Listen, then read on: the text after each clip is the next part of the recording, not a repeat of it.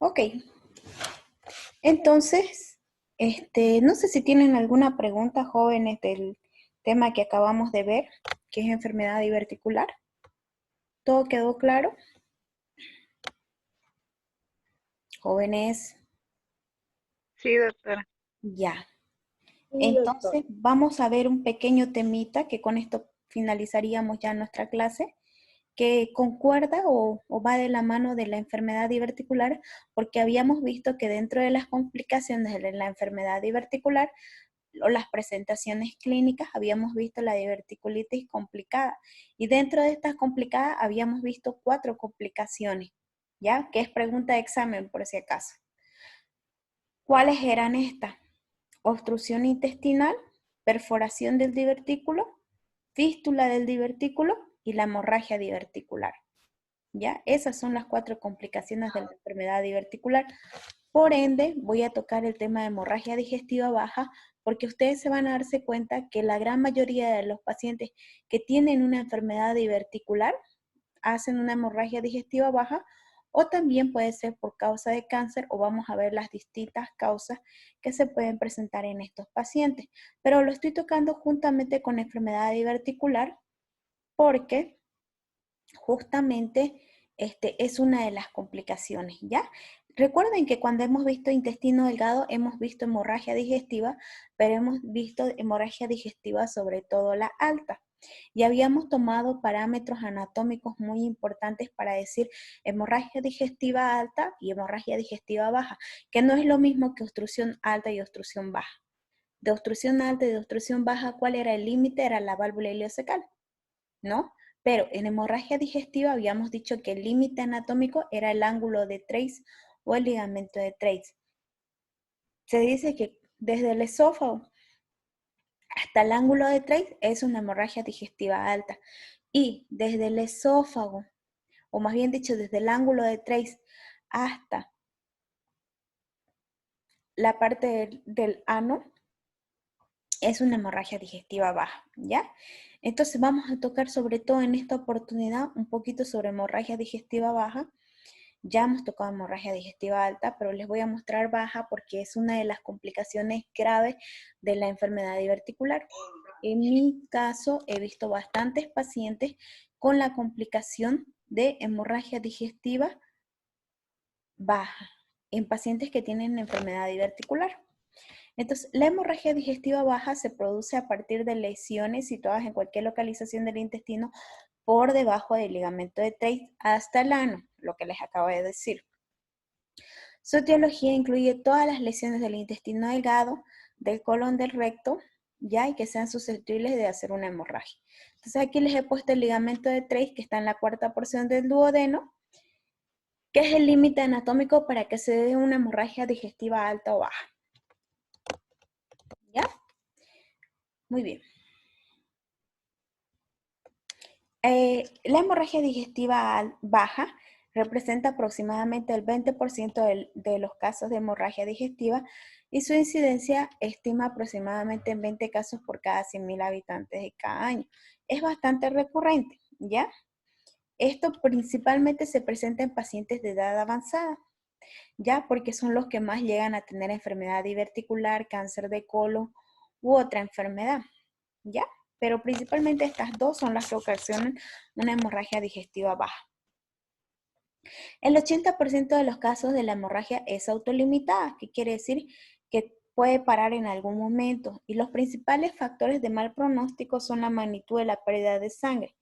Mientras más sangre pierda el paciente, les recuerdo que cuando vimos hemorragia digestiva alta, les dije que aproximadamente un vómito que nosotros tengamos de sangre, que es la hematemesis, correspondería prácticamente a más o menos unos 250 a 300 cc de débito sanguíneo. Lo mismo más o menos es en hemorragia digestiva baja. Cuando hay deposiciones con sangre, pero estamos hablando no de estrías de sangre, sino con sangre, hematoquesia. Ya habíamos tocado esos esas palabras. Hematoquesia es la deposición con sangre roja, ¿ya? Y cuando es melena, normalmente es porque es una hemorragia digestiva alta, porque la materia sangrante viene desde arriba, entonces con el recorrido va haciéndose negra, que es conocida como melena. ¿Ya? La hemorragia, la fisiopatología se da de la siguiente manera. Normalmente este tipo de hemorragia digestiva baja son rápidas. ¿Ya? ¿Qué quiere decir? Que el paciente rápidamente se descompensa porque pierde en cada deposición aproximadamente 500 cc. Probablemente nosotros en lo que veamos, por ejemplo en el baño, lo que él ha hecho, sea aproximadamente unos 200, 300 si ustedes quieren medirlo.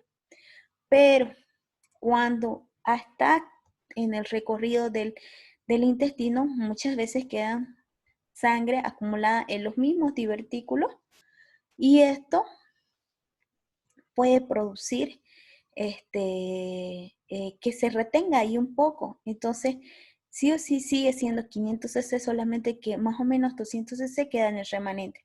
Entonces, es un tipo de hemorragia rápida, disminuye el retorno venoso del gasto cardíaco al corazón, por ende va a producir una vasoconstricción refleja y un aumento de la resistencia periférica. Esto nos va a llevar a una hipotensión. Y ahí vemos nuevamente nuestro shock hipovolémico y los grados de shock hipovolémico, ¿se acuerdan? ¿No es verdad?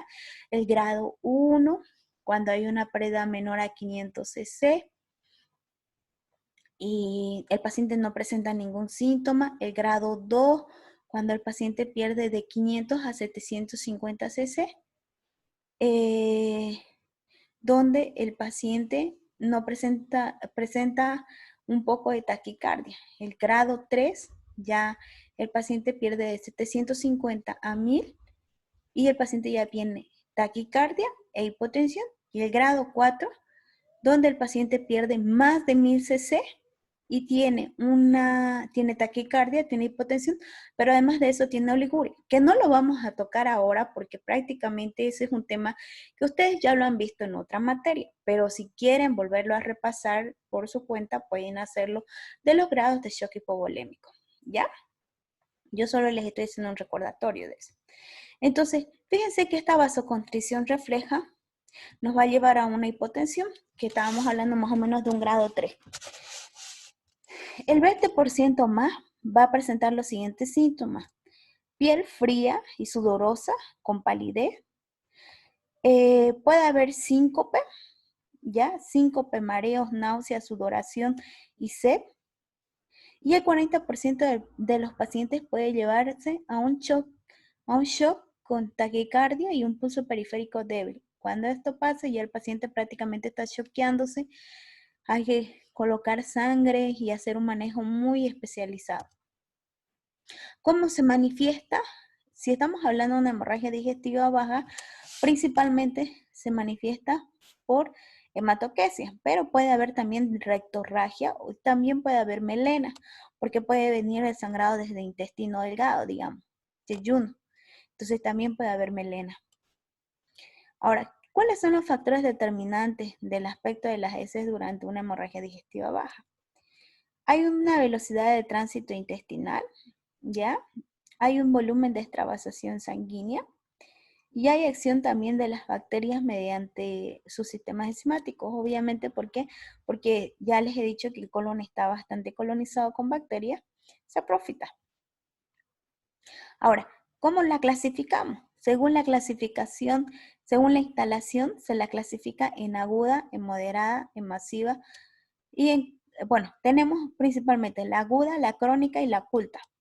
La aguda puede ser moderada o masiva, que quiere decir en las primeras 12 horas de un paciente, que está pasando por una hemorragia digestiva aguda. De ayer a hoy día, hasta 48 horas, el paciente, e incluso hasta 72 horas, se la considera aguda.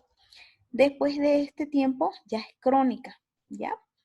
Y la oculta es en la que 1 año, 2 años, 3 años, 5 años puede estar sangrando, pero uno no se da cuenta porque la deposición con sangre es escasa, va perdiendo poquito a poquito los glóbulos rojos. Entonces, dentro de la aguda tenemos la moderada y la masiva. ¿Cuál es la moderada? Cuando hay una compensación en la hemodinámica inicial y una restauración gradual del volumen y del contenido plasmático. ¿Ya? ¿Y cuál es la masiva? La masiva es cuando ya hay presencia de taquipnea, cuando ya hay taquicardia y cuando ya hay hipotensión ortostática y nos indica su gravedad. Esto tomemos en cuenta que ya estamos hablando más o menos, si hay taquicardia y una hipotensión, estamos hablando de un choque hipovolémico grado 3. Por eso se dice que la pérdida sanguínea es superior al 30%. Estamos hablando más o menos de 750 a 1000 ml, ¿ya? O una velocidad superior a 100 ml hora, por lo que les decía. Ahora, ¿cuál es la crónica? La crónica es la pérdida de sangre continua por varios días o semanas. ¿Hasta dónde decimos aguda? Desde que comienza el sangrado hasta las 72 horas. ¿Y cuándo decimos crónica? Mayor a 72 horas por días o semanas o intermitente. O sea, hoy día sí, hoy día, mañana no, mañana sí, pasado, o sea, así. ¿Ya?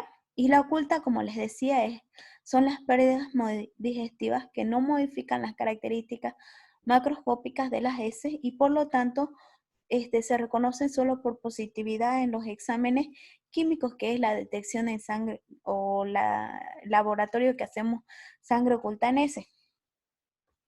Entonces, en la oculta, prácticamente el paciente va perdiendo glóbulos rojos, pero uno no se da cuenta porque la pérdida es bien escasa, es bien pequeña, ya pequeños glóbulos rojos.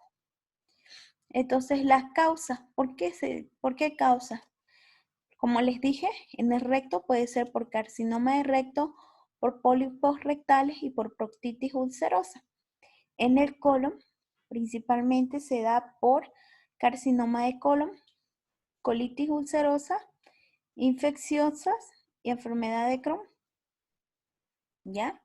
Y en los divertículos, por una diverticulosis, una diverticulitis, un divertículo de Meckel, que es lo que les decía. En la enfermedad diverticular, el cáncer de colon, son los que más pueden producir una hemorragia digestiva baja.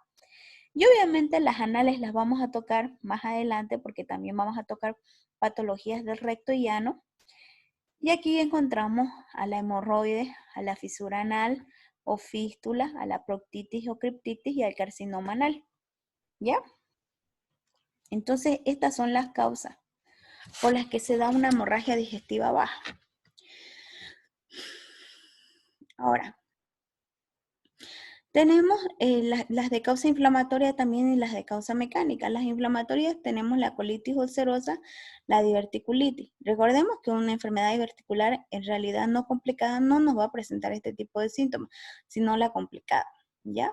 La úlcera colónica solitaria también y la colitis amebiana pueden producir un sangrado de causa inflamatoria. Las mecánicas tenemos la enfermedad diverticular, ¿ya? Las fisuras anales y las neoplasias. La hemorroides lo vamos a tocar como patología cuando veamos patologías de recto y ano.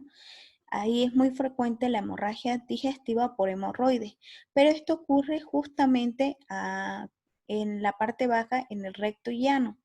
Ya es cuando la hemorragia por hemorroides es importante o recurrente, debe practicarse un tratamiento quirúrgico. ¿Ya? Que normalmente muchos pacientes tienen hemorroides, se inflama o hacen una deposición con bastante presión y eso puede producirles una hemorragia digestiva baja. Los divertículos colónicos, como les decía, uno de los temas que vamos a tocar bastante en la hemorragia digestiva baja, una de sus complicaciones son los divertículos colónicos, ¿ya? Entonces, fíjense cómo esta enfermedad nos puede producir una hemorragia digestiva baja.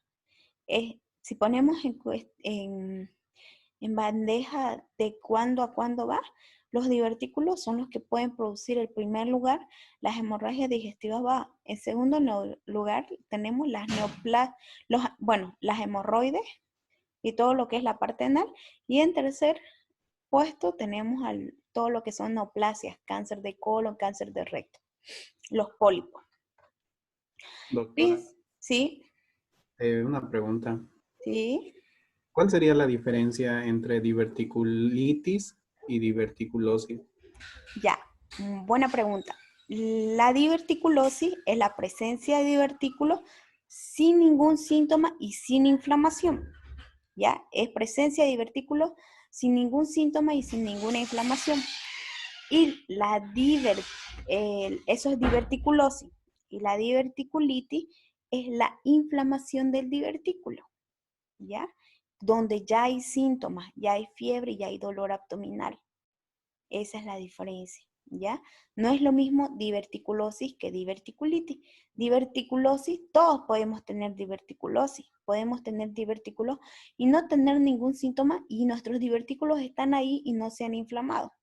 La diverticulitis es cuando ya ha entrado una bacteria a esa zona o se ha inflamado, comienza a inflamarse y prácticamente ya hay una inflamación del divertículo. Fíjense la imagen, ahí la diverticulosis limpia, todo bien. Presencia de divertículos, pero no hay nada. Y en la diverticulitis prácticamente ya hay, aquí fíjense, un pequeño fecalito que está obstruyendo. Aquí está obstruyendo. Y aquí prácticamente ya hay una inflamación del divertículo. Entonces, esa es la diferencia, mi doctor.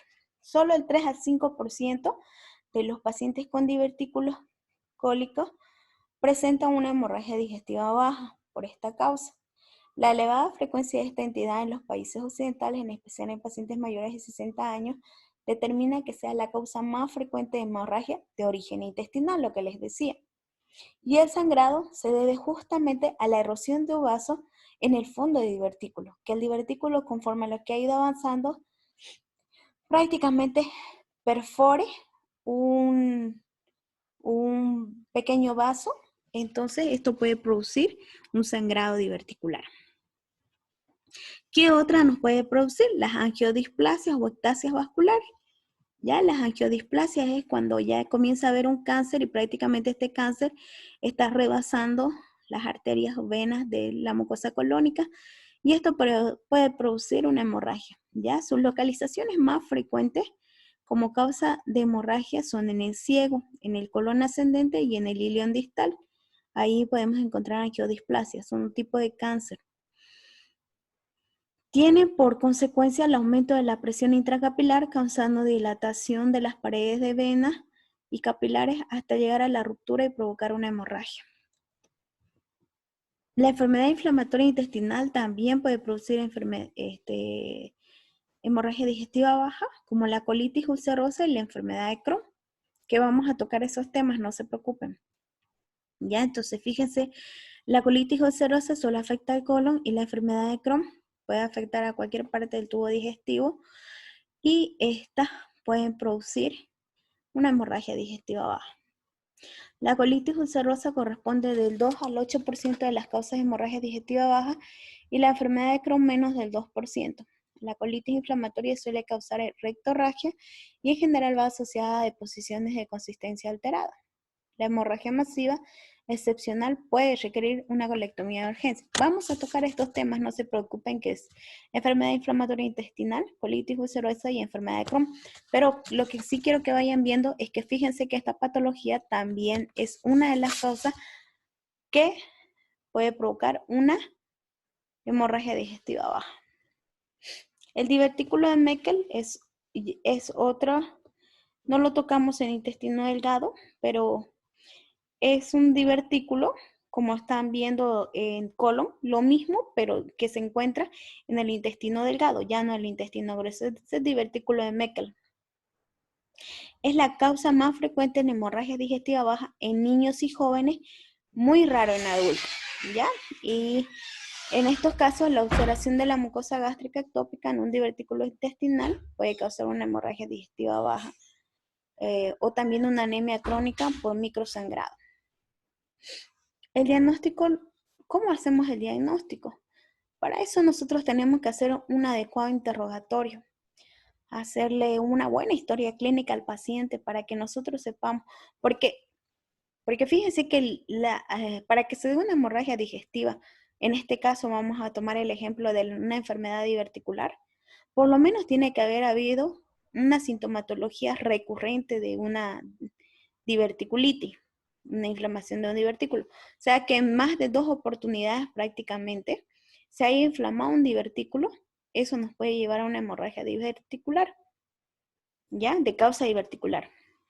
Ahora, pongamos el caso de que es un paciente de 65 años, que en los últimos días ha tenido otro tipo de sintomatología como no ha habido dolor abdominal ni nada, solamente que él se ha visto medio más pálido porque seguramente ha ido perdiendo sangre y sobre todo porque ha perdido peso. Entonces, ¿eso qué nos puede estar avisando? Si el paciente ha perdido peso, es mayor a 65 años y está pálido, que puede ser que el paciente esté haciendo una hemorragia digestiva baja en sangre oculta porque puede ser que esté iniciando una neoplasia. Peor aún si tenemos antecedentes de que en la familia hay alguien que falleció con cáncer, ¿no? Entonces, fíjense que es muy importante hacer un adecuado interrogatorio, hacer una exploración y hay que hacer la estimación de la pérdida sanguínea. O sea, es muy importante preguntarle al paciente, por ejemplo, cuántas veces ha hecho deposición con sangre.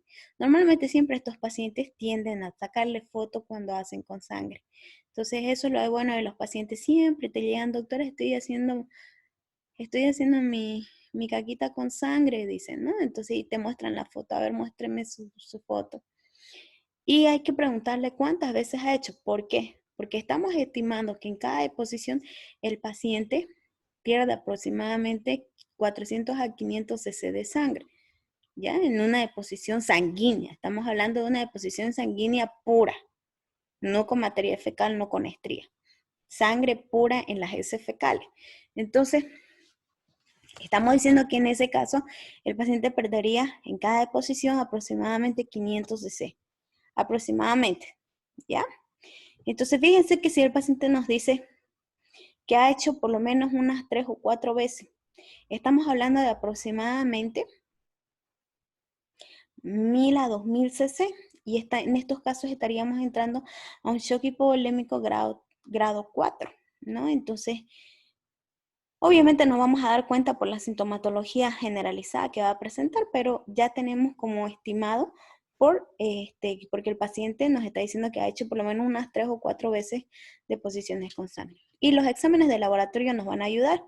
Hacemos nuestra gama de laboratorio, pero principalmente en estos casos, al ser una hemorragia digestiva baja, es un caso de emergencia. Entonces, lo que más nos importa en los siguientes 15 a 20 minutos, estoy diciendo, es la hemoglobina, el hematocrito y el grupo sanguíneo y factor. Es lo que más nos importa. ¿Por qué? Porque en 15 a 20 minutos tenemos que tomar la decisión y probablemente antes de colocarle sangre al paciente. Entonces, para eso necesitamos la hemoglobina y el hematocrito para estimar más o menos cuánto creemos que ha ido perdiendo sangre. Por ejemplo, si nos sale una hemoglobina de 6, estamos hablando de que el paciente aproximadamente ha perdido unos 2000 a 2500 cc de sangre y hay que irlos reponiendo. Entonces, si el paciente tiene una hemoglobina de 10, 11, ha perdido, pero no es mucho, no está como para una reposición sanguínea, sino solamente hidratación y darle hierro, ¿no? Vía oral. Pero el examen de laboratorio nos va a ayudar bastante. Y el grupo sanguíneo y factor, por si necesitamos pasarle sangre inmediatamente, ¿ya? Ahora, vuelvo a mostrarles aquí el interrogatorio, hacer la historia clínica detallada, los episodios anteriores de hemorragia, características macroscópicas de la pérdida sanguínea y los antecedentes de enfermedad grave, la ingesta de ácido acetil salicílico y los AINES, porque recordemos que estos pacientes son mayores de 60 años y la mayoría de estos pacientes tienen enfermedades de base como diabetes, hipertensión arterial. Entonces, si son hipertensos o tienen una cardiopatía chagásica, toman pues aspirina o toman AINES para cualquier dolor, entonces eso agrava el cuadro. Los síntomas acompañados pueden ser dolor abdominal por una isquemia intestinal, en estos casos una diverticulitis, enfermedad inflamatoria intestinal, ruptura de un aneurisma aórtico. Y cuando hay una hemorragia sin dolor, la diverticulosis, presencia de divertículos que no te dan síntomas, no hay inflamación ni nada.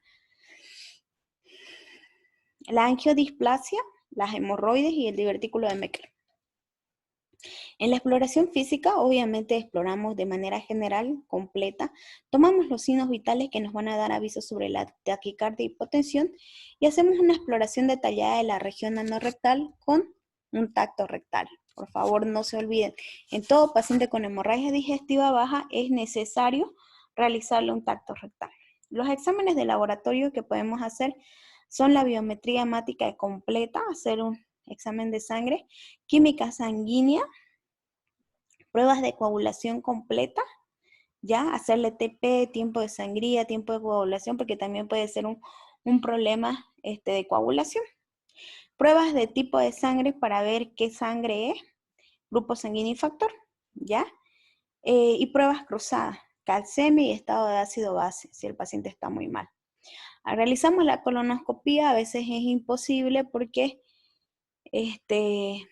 como les digo, si está sangrando no puede ver, pero si deja de sangrar, el endoscopista si es experto, va a conseguir visualizar hasta el ciego y en el 90% de los casos dar el diagnóstico. Su realización está indicada en todos los casos tras la estabilización hemodinámica del paciente. O sea, no se puede hacer una colonoscopia a un paciente que está con un shock hipovolémico grado 3 o grado 4. Tiene que estar estable, dejar de haber sangrado, haberle pasado sangre y el paciente estar estable.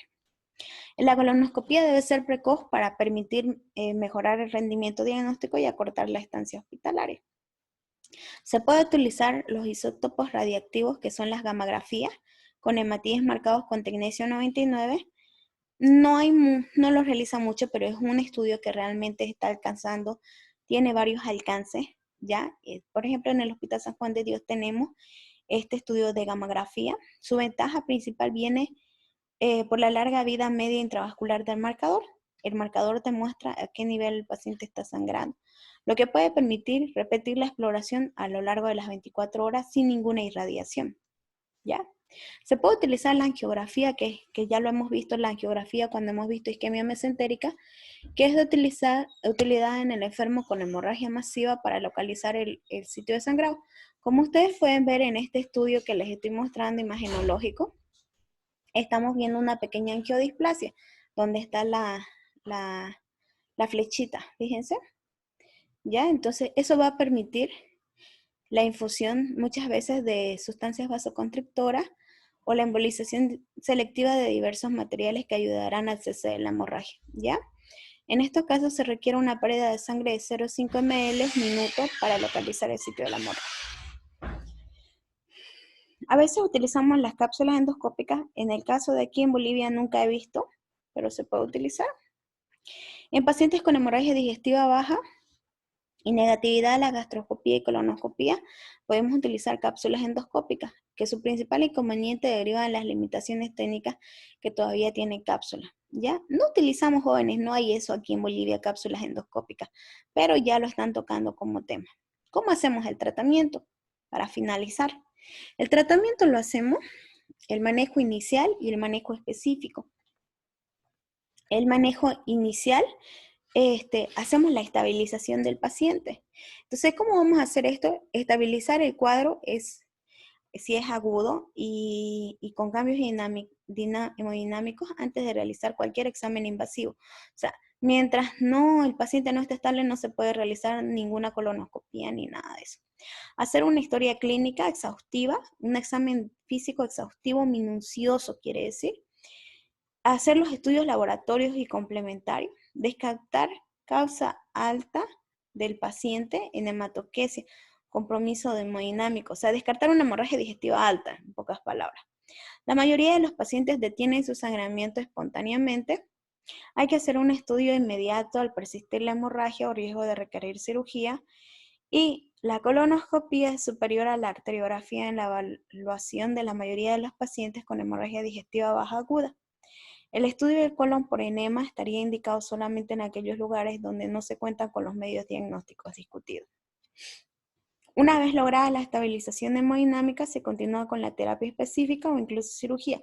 Una vez que el paciente está hemodinámicamente estable, ya lo podemos operar o pensar en operar. Se valora la utilización de vasopresina, que es un medicamento vasoconstrictor que ayuda en una dosis de 0,2 a 0,3 unidades internacionales minutos en forma continua durante 24 a 36 horas a través de un catéter mesentérico. 2. Hacemos el tratamiento endoscópico, angiográfico o quirúrgico. El endoscópico, muchas veces esto, hasta los divertículos, pueden subsanarse con tratamiento endoscópico. A través de la colonoscopía, colocar un parche a nivel del divertículo si es pequeño el lugar donde está sangrando. Si es grande, necesariamente vamos a tener que hacer la cirugía, pero muchas veces colonoscópicamente, por endoscopía, pueden colocar un clip metálico en esa zona del divertículo, clipear o colocar, como les digo, un parche o incluso, ¿cómo se dice? Ay, cuando se me fue la palabra, se puede, se me fue la palabra, jóvenes, pero es cauterizar, se puede cauterizar, ya me acordé. Se puede cauterizar la zona, que quiere decir quemar esa zonita para que deje de sangrar, ¿ya? Se puede hacer un tratamiento angiográfico, como les dije, a través de los vasos, colocar este medicamento que ayuda a coagular y a que no siga sangrando. Y el tratamiento quirúrgico, en todo caso, si hay mucho, si es, por ejemplo, un cáncer, o una zona extensa, o son varios divertículos que están sangrando, entonces en estos casos, o el pólipo es muy grande, entonces se hace un tratamiento quirúrgico.